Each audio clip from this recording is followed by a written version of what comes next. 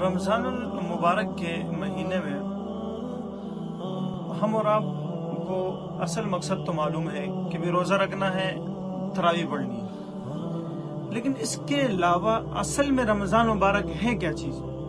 رمضان المبارک میں اپنے آپ کو گناہوں سے روکنا ہے، یہ اصل مقصد ہے۔ ایسا نہ ہو کہ ہم روزہ تو روک رہے ہیں لیکن جھوٹ بھی بول رہے ہیں، روزہ رکھ رہے ہیں لیکن ہم جو ہے بد نظری بھی کر رہے ہیں، روزہ رکھ رہے ہیں غیبت بھی کر رہے ہیں، یعنی اس طرح جتنے بہت سارے گناہ ہیں وہ ہم سارے کر رہے ہیں۔ ہم کاروبار کر رہے ہیں، اس میں ہم جھوٹ بول رہے ہیں، جیسے کہ اب میں کوئی چیز خریدنے جاتا ہوں، مجھے دکاندار کہتا ہے کہ بھئی میں نے یہ چیز، اللہ کی قسم میں نے یہ چیز جو ہے 1000 روپے کی خریدی اور آپ کو 1000 کی در۔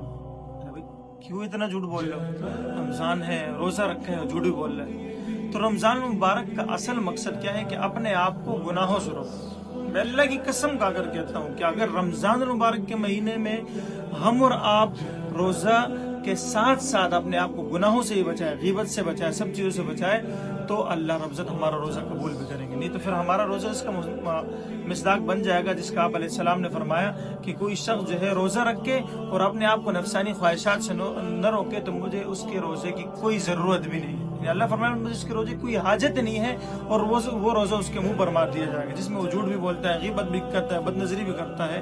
تو اللہ رب العزت ہم اور آپ کو گناہوں سے بچنے کی توفیق عطا فرمائے۔